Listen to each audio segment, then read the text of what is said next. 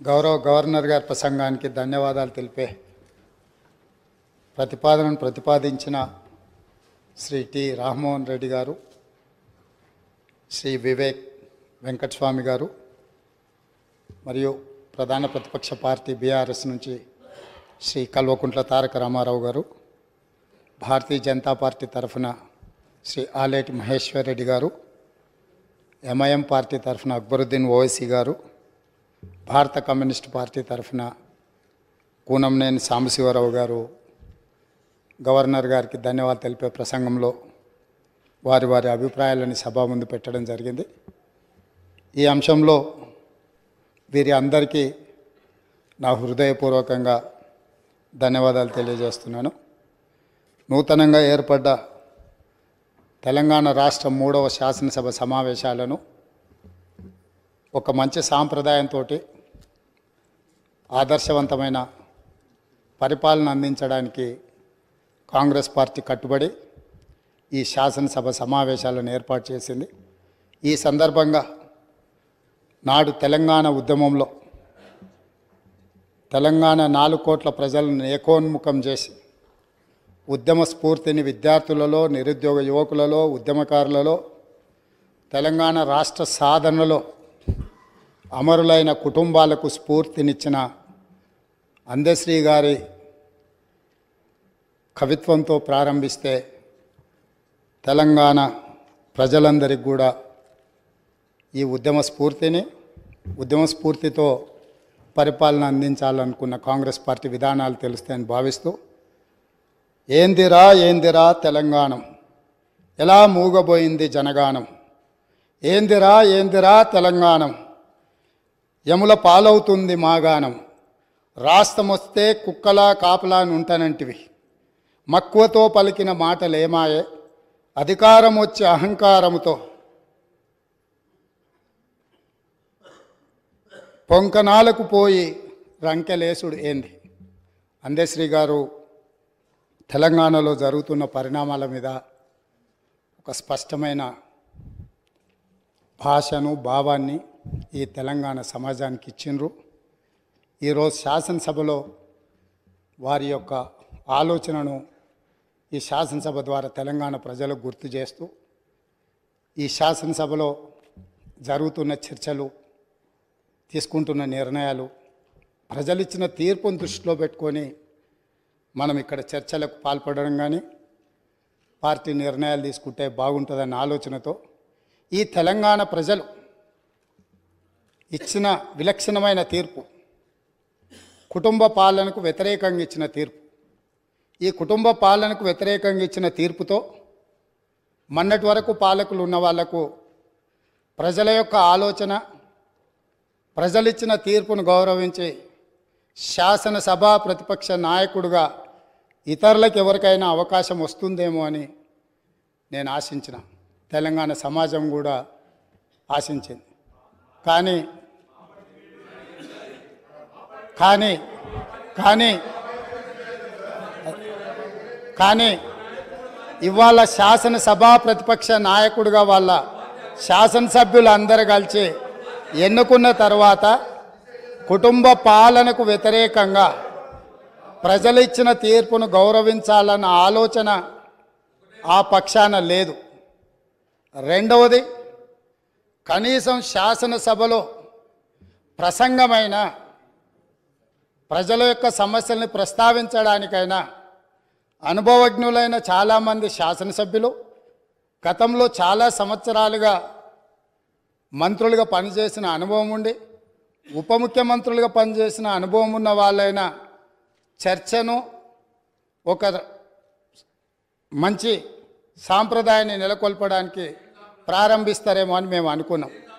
అయినా కూడా తెలంగాణ ప్రజల్ని నిరాశపరిచిండ్రు. ఇక్కడ కూడా కుటుంబానికి తప్ప అర్హులకు ఎవరికీ అవకాశం లేదు, అర్హులకి ఇక్కడ స్థానమే లేదు అని చెప్పి చర్చను ప్రారంభించడం ద్వారా ఈ పార్టీ కుటుంబ పాలనకే పరిమితం అవుతుంది. ప్రజా జీవితంలో ఉన్నప్పుడు అడుగుతాం కడుగుతాం అని చెప్పి శ్రీశ్రీ గారు ఎప్పుడో చెప్పిండ్రు. ఈరోజు మా కుటుంబము, మా పార్టీ, మా ఇష్టము అనే నియంతృత్వ పోకడలను సూచిస్తుంది. ఎందుకంటే నిరంకుశత్వం అనేది ఎక్కువ కాలము చెల్లదు, నిలబడదు. ప్రజలు నిటారుగా నిలబడి ఈ కుటుంబ పాలనకు వ్యతిరేకంగా మేము తీర్పిచ్చినామని నికార్సైన తీర్పిచ్చిన తర్వాత కూడా వాళ్ళలో మార్పు రాలేదు. కాబట్టి రేపు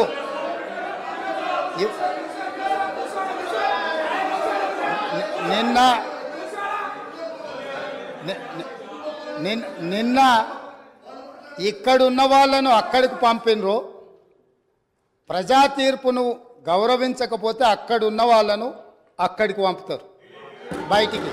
కాబట్టి వాళ్ళ ఇష్టము, వాళ్ళు ఇట్లా ఉండకుంటే మంచిదని నేను అనుకుంటున్నాను. మేము ఇట్లనే ఉంటామంటే వాళ్ళని ఎక్కడికి పంపించాలనో ప్రజలకు తెలుసు కాబట్టి నాకేం అభ్యంతరం లేదు. ఇది వాళ్ళ పార్టీ ఇష్టం. అదేవిధంగా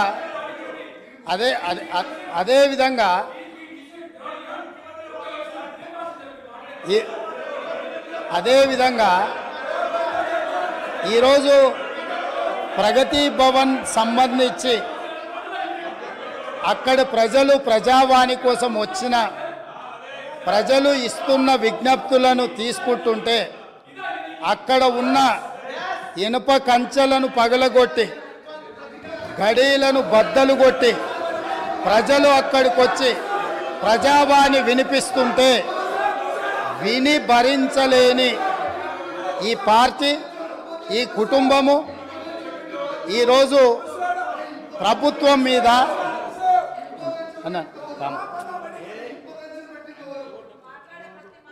ఈరోజు ఈ ప్రజలు ఇచ్చిన తీర్పును గౌరవించే కాంగ్రెస్ పార్టీ ప్రగతి భవన్ గేట్ల ముందు ఉన్న ఇనుప కంచెలను బద్దలు కొట్టి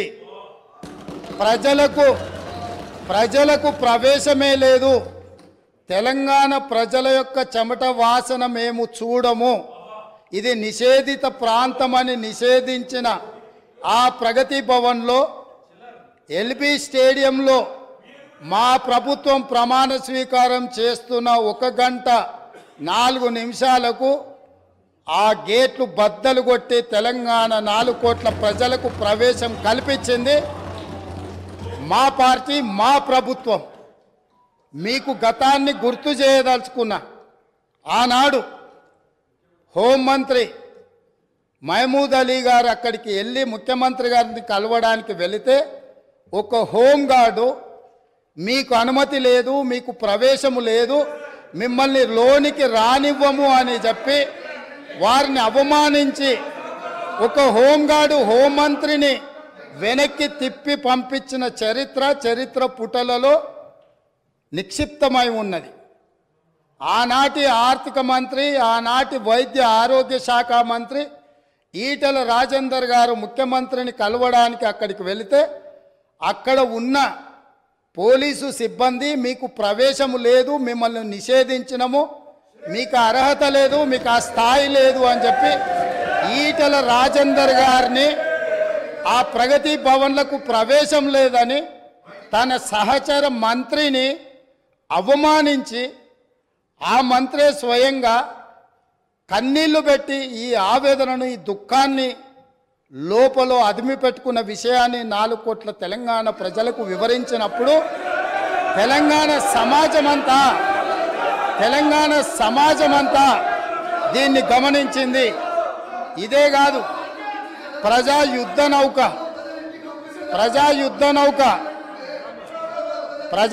నౌక గద్దరన్న 50 సంవత్సరాలు సుదీర్ఘంగా ఈ తెలంగాణ ప్రజల పక్షాన గలం విప్పి గచ్చగట్టి గొంగళేసుకొని తండాలలో, గూడాలలో, మారుమూల పల్లెల్లో ఈ దేశంలోనే 100 కోట్ల ప్రజలను ప్రభావితం చేయగలిగిన గద్దరన్న ఆనాటి ముఖ్యమంత్రి గారిని కలవడానికి ఆ ప్రగతి భవన్ గేట్ల ముందు ఎర్రటెండలో మండుతుంటే అక్కడ గంటల కొద్దీ నిలబడితే ఈ తెలంగాణ యుద్ధ నౌక, ఈ తెలంగాణ పోరాటానికి, తెలంగాణ ప్రజల యొక్క ఆత్మగౌరవమైన గద్దరన్నకే ప్రవేశం లేని ప్రగతి భవన్ను ఇవాళ బద్దలు కొట్టి నా 4 కోట్ల తెలంగాణ ప్రజలు ఎప్పుడు కావాలన్నా ఎక్కడికి వెళ్ళాలన్నా ఆ ప్రగతి భవన్లు గేట్లను ఇనుప కంచెల్ని బద్దలు కొట్టిన ప్రభుత్వం మా ప్రభుత్వం, ప్రజలెన్నుకున్న ప్రభుత్వం, ప్రజా ప్రభుత్వం. కాబట్టి ఆనాడు ముఖ్యమంత్రిని కలవాలంటే మంత్రులకు ప్రవేశం లేదు. ముఖ్యమంత్రిని కలవాలంటే తెలంగాణను సాధించిన, తెలంగాణ ఉద్యమానికి ఊపిరులూదిన గద్దరన్నకు ప్రవేశం లేదు. కానీ ఈనాడు దళితులు, గిరిజనులు, బలహీన వర్గాలు, మైనారిటీలు, మహిళలు ఎవరైనా అక్కడికి వెళ్ళి మా సమస్య ఉన్నది అని అంటే ఈ ప్రభుత్వం వినడానికి సిద్ధంగా ఉన్నది అని చెప్పి స్వేచ్ఛనిచ్చిన ప్రభుత్వం, ప్రజా ప్రభుత్వం, ప్రజలెన్నుకున్న ప్రభుత్వం ఈరోజు ఇక్కడ ఉన్నది.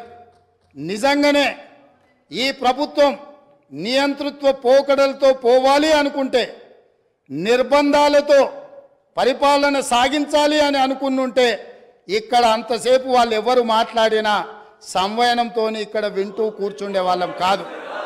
ఆనాడు 2014 తెలంగాణ రాష్ట్రంలో తెలంగాణ ప్రభుత్వం ఏర్పడిన తర్వాత జరిగిన చర్చలలో మేమందరం సభ్యులుగా ఇక్కడ నిలబడి సమస్యల మీద మాట్లాడినప్పుడు మార్షల్స్ను పెట్టి గొర్రెలను ఈడ్చినట్టు ఈడ్చి బజార్లో పడేసి ప్రజాస్వామ్యాన్ని కూని ఇక్కడనే చేసిన వాళ్ళు ఇవాళ అక్కడ కూర్చున్నారు.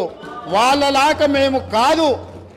ఇదే కాదు, గవర్నర్ గారి ప్రసంగంలో ఆనాడు ప్రజలకు వాళ్ళు ఇచ్చిన హామీలు ఈ మంత్రివర్గం తీర్మానం ద్వారా గవర్నర్ గారి ప్రసంగంలో పెట్టలేదు అని, పెడితే బాగుంటుందని చర్చించడానికి నిలబడ్డ ఆనాటి నా సహచర శాసనసభ్యులు కోమటిరెడ్డి వెంకటరెడ్డి గారిని, సంపత్ కుమార్ను శాసనసభ సభ్యత్వాన్ని రద్దు చేసి నిరంకుశ నియంతృత్వ పోకడలతోని నిర్ణయాలు తీసుకున్న వాళ్ళు శాసనసభలో గవర్నర్ రంగరాజన్ గారు ఇక్కడ ఉన్నప్పుడు ఆనాటి శాసనసభ్యులు చేసిన గందరగోళంలో 10% కూడా కోమటిరెడ్డి వెంకటరెడ్డి గారు, సంపత్ కుమార్ గారు చెయ్యలే. కూర్చున్న సీట్ల నుంచి లేచి నిలబడి నిరసన తెలిపినందుకు నిరంకుశత్వంగా 2 శాసనసభ సభ్యత్వాలు రద్దు చేసిన చీకటి రోజులు ఇక్కడనే జరిగినాయి. ఈ సంఘటనలు చరిత్ర మర్చిపోదు. ఈ సంఘటన తెలంగాణ శాసనసభ చరిత్రలో శాశ్వతంగా ఉంటుంది. ఆ సంగతిని కూడా నా మిత్రులకు నేను గుర్తు చేయదలుచుకున్నా. అదేవిధంగా అధ్యక్ష, ఈరోజు ఎన్నికల సమయంలో మేము ఏమి హామీలు ఇచ్చినామో ప్రభుత్వం ఏర్పడిన మొదటి రోజే మొట్టమొదటి మంత్రివర్గ సమావేశాన్ని ఏర్పాటు చేసి 6 గ్యారంటీలను చట్టబద్ధత మంత్రివర్గంలో కల్పించి ఈరోజు ఇదే సమస్య మేనేజ్మెంట్ కోటాలు వస్తే అధ్యక్ష ఈ ప్రాబ్లమ్స్ ఉంటాయి. మేనేజ్మెంట్ కోటాలు వస్తే ఈ ప్రాబ్లం ఉంటుంది. మంత్రివర్గంలో పాలసీలను ఆమోదించుకొని చట్టాలు చేసేది చట్టసభలో చేస్తారు. చట్టాలు మంత్రివర్గంలో చేయరు అధ్యక్ష. చట్టం ఎక్కడ జరుగుతుంది? శాసనసభలో జరుగుతుంది. కాబట్టి మంత్రివర్గంలో తీసుకున్న విధానపరమైన నిర్ణయాలను చట్టబద్ధత కల్పించి చట్టం చేసేదే ఈ శాసనసభ. అందుకే రాబోయే పని దినాలలో మేమిచ్చిన 6 గ్యారంటీలను ఏ రకంగా చట్టం చేయాలనో ఈ సభలోనే చట్టాన్ని ప్రవేశపెట్టి మేమే 4 గోడల మధ్యలో నా మంత్రివర్గమే కాదు ప్రతిపక్షంలో ఉన్న వాళ్ళను, మా సహచర పక్షంగా ఉన్న సిపిఐని సమస్యలను పరిష్కరించడంలో సహకరించే ఎంఐఎం సూచనలు కూడా తీసుకొని పరిపాలన నిర్ణయాలను ఏ విధంగా చేయాలనో చట్టబద్ధత కల్పించే చట్టాన్ని ఈ సభ ద్వారా చేస్తాము. ఇందులో ఉన్న తేడాను మేనేజ్మెంట్ కోటాలో వచ్చిన వాళ్ళు గమనించాల్సిందిగా నేను కోరుకుంటున్నాను అధ్యక్ష.